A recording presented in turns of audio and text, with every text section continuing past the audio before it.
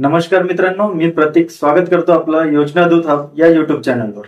मित्रांनो, अन्न पुरवठा विभागाकडून एक मोठी बातमी समोर आलेली आहे। अन्न पुरवठा विभागाने आता पिवळे, केशरी आणि पांढरे राशन कार्ड जे आहे ते आता बंद करण्याचा निर्णय घेतलेला आहे। तर मित्रांनो, याबद्दल आपण पूर्ण माहिती या व्हिडिओमध्ये जाणून घेणार आहोत। तर व्हिडिओला सुरू करूया। मित्रांनो, अन्न पुरवठा विभागाकडून एक व्हिडिओ समोर आलेला आहे ज्यामध्ये क्लिअर सांगितलेलं आहे की आता पिवळे, पांढरे, केशरी राशन कार्ड जे आहे ते बंद होणार आहे आणि त्याची सुरुवात पण नागपूरपासून झालेली आहे। तर कोणाला चिंता करायची गोष्ट आहे, कोणाला नाही आहे आणि कोणाचे बंद होणार, कोणाचे नाही होणार ते आपण या व्हिडिओमध्ये जाणून घेऊया। तर सर्वात आधी आपण हा एक व्हिडिओ बघून घेऊया जो अन्न पुरवठा विभागाकडून एक अतिशय महत्त्वाची बातमी आहे। राज्यामध्ये केशरी, पांढऱ्या आणि पिवळ्या रंगाच्या रेशन कार्डची छपाई आता बंद करण्यात आली आहे। शिवाय वितरण सुद्धा बंद करण्यात आलेलं आहे। नव्यानं अर्ज करणाऱ्या अर्जदारांना आता ई शिधापत्रिका मिळणार आहे। तर अन्न आणि नागरी पुरवठा विभागाकडून रेशन कार्डची छपाई बंद करण्यात आली आहे। नागपुरात नवीन रेशन कार्ड धारकांना ई शिधापत्रिकेचं वितरण सध्या सुरू असल्याची माहिती आहे। बंद व्हायचं कारण म्हणजे ई पॉज द्वारा जे लाभार्थ्यांना आपण थंब देऊन जो माल वितरित करतो, त्यामुळे याच्या आधी ह्या रेशन कार्डवर त्याची नोंद घेतल्या जात होती। पण आता त्यामुळे ई पॉज आल्यामुळे ते थंब दिल्यामुळे ते ऑनलाईन आपल्याला सगळं दिसून येते आहे। त्यामुळे शासनाने हे शिधापत्रिका बंद केलेली आहे। जुनं हे कार्ड आहे त्याचं काय नाही, ते पण ते युज करू शकतात, तो प्रॉब्लेम नाही। पण त्यांना दुय्यम प्रत ज्यांना पाहिजे आहे तर आता ते न मिळता ई शिधापत्रिका मिळणार त्यांना। हे सुरू हे बंद झालेलं नाही। नाही, हे बंद झालेलं आहे। ऍक्च्युली जे आहे आमच्याकडे जे बॅलन्स होतं ते आम्ही तहसीलला देऊन वितरित करून त्यांना ते संपुष्टात आणतोय आणि नव्याने ई शिधापत्रिका देतोय।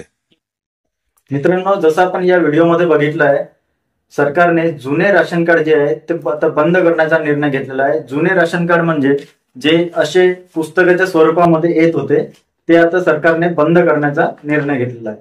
तर मित्रांनो, सगळ्याचे राशन कार्ड जे आहे ते बंद नाही होणार आहे। कोणाचे राशन कार्ड बंद होणार आहे आणि कोणाला काळजी घेण्याची आवश्यकता आहे आणि त्याची काय प्रोसेस राहील ते आता मी तुम्हाला सांगणार आहे। मित्रांनो, ज्यांनी राशनच्या दुकानामध्ये आधारची आपली केवायसी केलेली आहे त्यांचे राशन कार्ड बंद होणार नाही, त्यांना काळजी करण्याची आवश्यकता नाही। मित्रांनो, ज्यांची केवायसी झालेली आहे त्यांना आता 12 अंकी आरसी नंबर मिळालेला आहे, म्हणजे त्यांचं ऑनलाईन जे कार्ड आहे, राशन कार्ड आहे ते जनरेट होण्यासाठी गेलेलं आहे। तर त्यांना काळजी करण्याची आवश्यकता नाही आहे मित्रांनो। पण ज्यांनी केवायसी केलेली नाही, धान्य भंडार मध्ये जाऊन ज्यांनी केवायसी केलेली नाही, तर त्यांना मित्रांनो आता अन्न पुरवठा विभाग मध्ये जाऊन एक आपला आरसी नंबर जनरेट करून घेणे आहे। त्यासाठी त्यांना एखादी फॉर्म भरावा लागेल, ती प्रोसेस त्यांना करावी लागेल। पण ज्यांनी राशनच्या दुकानामध्ये जाऊन आपली आधारची केवायसी केलेली आहे त्यांना काळजी करण्याची आवश्यकता नाही मित्रांनो। त्यांचा आरसी नंबर ऑलरेडी जनरेट झालेला आहे।